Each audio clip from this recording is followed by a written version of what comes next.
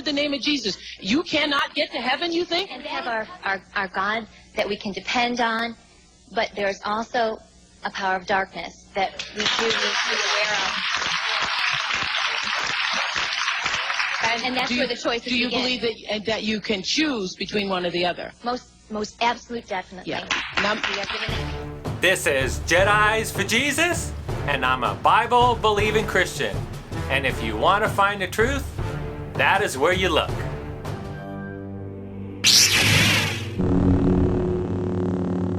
There are so many things I'd like to talk about, but today I will focus on what can we do with all the bad news that is going on and seeing people doing bad things and nothing is happening to them. Their time will come, and unfortunately it might not be in our lifetime. What exactly do I mean by that? What I mean is it will happen before our Maker God. We will at that point be judged by the decisions we have made here on earth. I want to give people hope that maybe lost hope. This platform that I am speaking on right now can at any time change the rules. If I want to continue to speak on this platform, I gotta obey the rules. Otherwise, I will get 3 strikes and get another channel terminated. So please stick around to the end of this video to hear everything that is being said. Right now, I'd like to go ahead and share this video with you about the rules of YouTube changing. I will inform you on what does all this have to do with bad news and bad people. This past weekend, YouTube introduced a new updated medical misinformation policy which will censor any medical content, or even more generally, any health-related content which doesn't align with the claims that are coming out from the World Health Organization. You heard that right. If the unelected bureaucrats over in Geneva, Switzerland, who run the World Health Organization, if they decide that something is not true, then you, the common plebe right here in America, can no longer post a video saying anything to the contrary. And of course, it goes the other way as well. If those bureaucrats say something is true, well, you better not say that it isn't. And it's really worth mentioning that this new policy is not limited to COVID, and it's not limited to the COVID vaccine, but instead, this applies to all health and medical content on the entire platform. Now, if that sounds too ridiculous to be true, well, let's go through the directive together.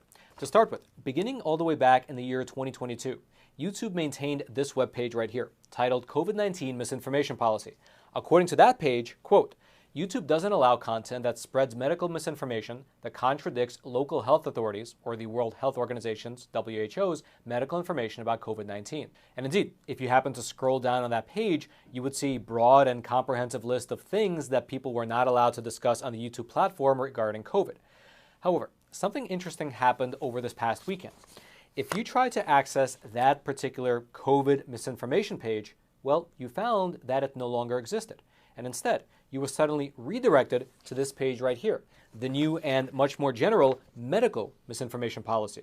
Here's specifically what it says. And notice as we're reading it that it is no longer confined solely to COVID. Quote, YouTube doesn't allow content that poses a serious risk of egregious harm by spreading medical misinformation that contradicts local health authorities or the World Health Organization's guidance about specific health conditions and substances.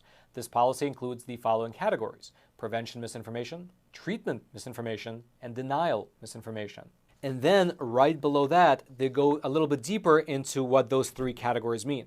The first one, titled prevention misinformation, says this, quote, we do not allow content that promotes information that contradicts health authority guidance on the prevention or transmission of specific health conditions or on the safety, efficacy, or ingredients of currently approved and administered vaccines. And again here, please note that this is no longer limited to COVID, but instead, it's a general policy that applies to all health conditions and all vaccines.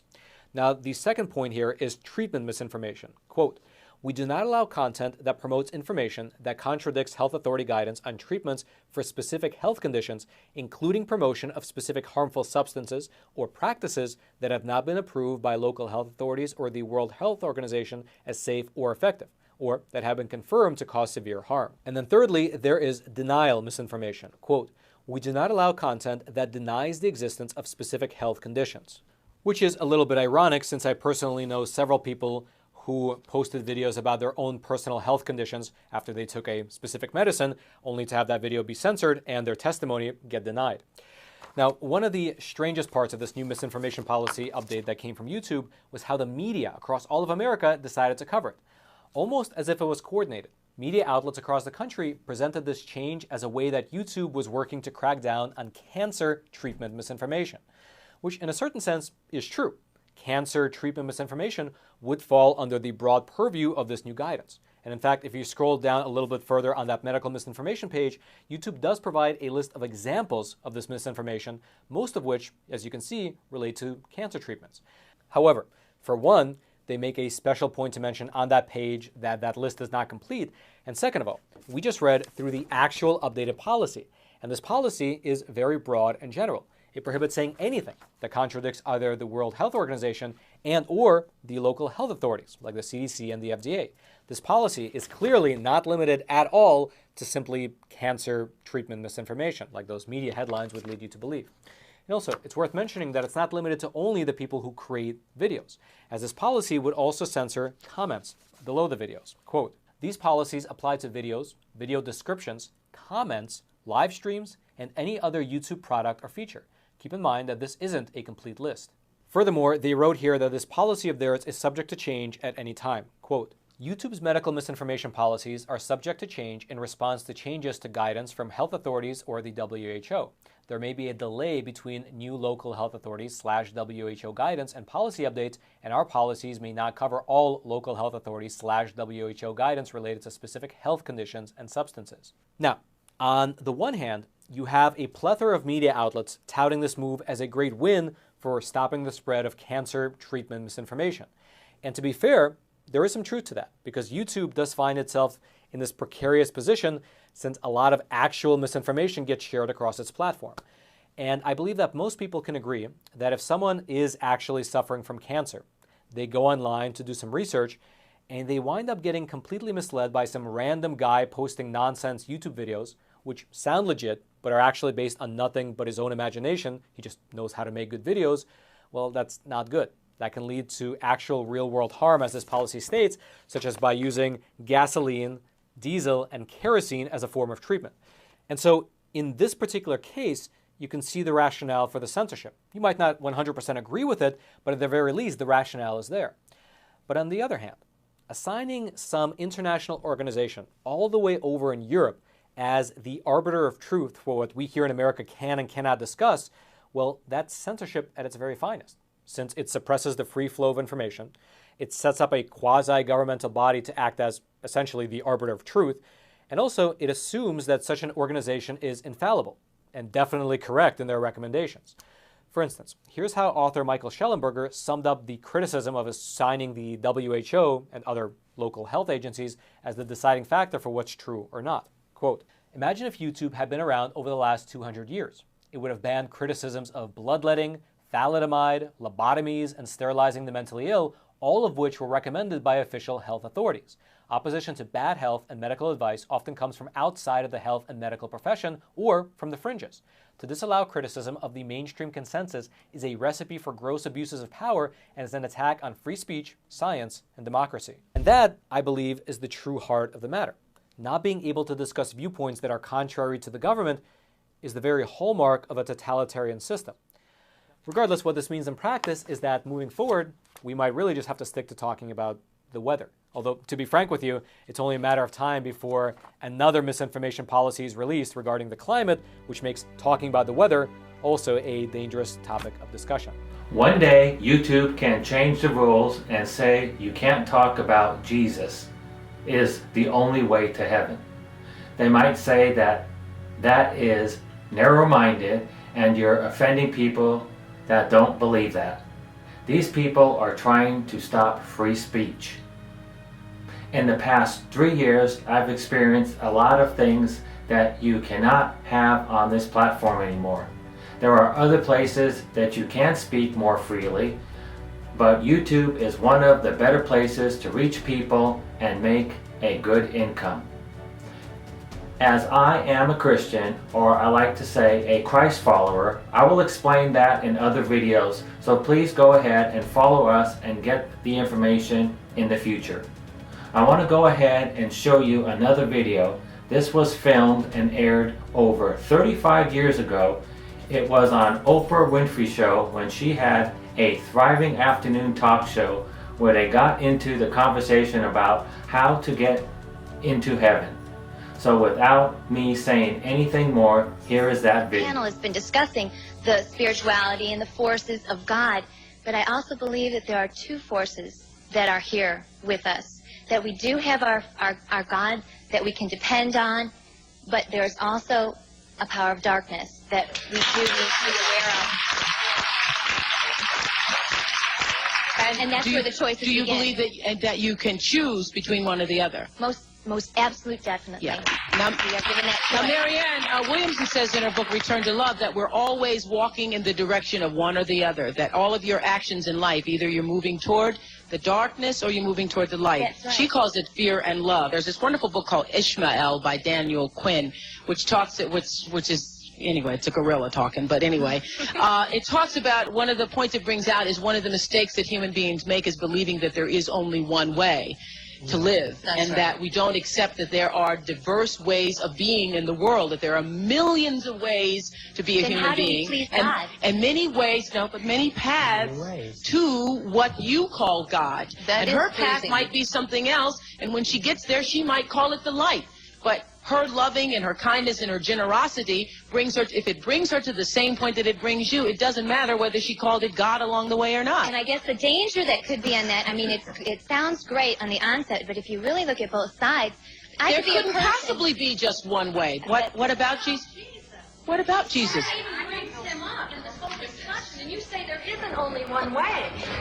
There is one way and only one way, and that is through Jesus. There couldn't possibly be with the Because you millions of people say in the there world. isn't. There couldn't possibly be. Because you say, you intellectualize it and say there isn't. If you don't believe that, you're all buying into the lie. But that means you're right. Do you think that if you are somewhere on the planet, if you're somewhere on the planet and you never hear the name of Jesus, you never hear the name of Jesus, but yet you live with a loving heart, you lived as Jesus would have had you to live, you lived for the same purpose that Jesus came to the planet to teach us all, but you are in some remote part of the earth and you never heard the name of Jesus, you cannot get to heaven, you think? And that is covered in the scriptures, too. People are talked about that. Truly, God knows the Does heart. God care about your heart, or God care about if you call his son Jesus? Well, you know, Oprah, Jesus cannot come back until that gospel is preached in the four corners of this earth. So, figure it out.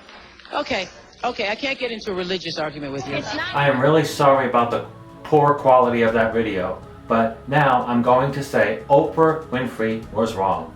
But anyone could change their mind at the last minute. I will go ahead and show you that in the Bible, that even at the last minute, you can be accepted into heaven.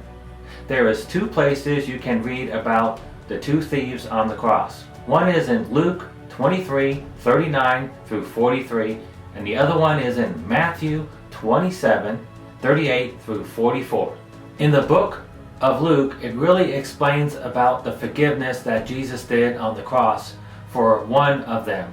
So let me go ahead and read that. Luke 23:39 through 43. One of the criminals who hung there hurled insults at him. "Aren't you the Messiah? Save yourself and us." But the other criminal rebuked him. "Don't you fear God?" he said. "Since you are under the same sentence, we are punished justly, for we are getting what our deeds deserve. But this man has done nothing wrong." Then he said, "Jesus, remember me when you come into your kingdom." Jesus answered him, "Truly, I tell you, today you will be with me in paradise." Don't wait for the last minute. Do it now. Accept Jesus and let him bring you into heaven. We do not know when the last breath will be here on earth. But this one thief on the cross next to Jesus asked for forgiveness, and Jesus gave it to him. And he will give it to whoever asks. There's another verse in the Bible that says, "Ask and you will receive." That is in John 16:24. So let me read that verse that gives you another look at what was going on when Jesus was on the cross next to the two thieves. That is in Matthew 27:38 through 44. Two rebels were crucified with him, one on his right and one on his left. Those who passed by hurled insults at him, shaking their heads and saying, "You who are going to destroy the temple and build it in 3 days, save yourself. Come down from the cross, if you are the Son of God." In the same way, the chief priests, the teachers of the law, and the elders mocked him. He saved others, they said, but he can't save himself. He's the King of Israel. Let him come down now from the cross, and we will believe in him. He trusts in God. Let God rescue him now if he wants him. For he said, "I am the Son of God." In the same way, the rebels who were crucified with him also heaped insults on him. Jesus had the power to come off the cross, but it was the greatest mission that mankind has ever seen, and that was to rescue the whole world from their sins.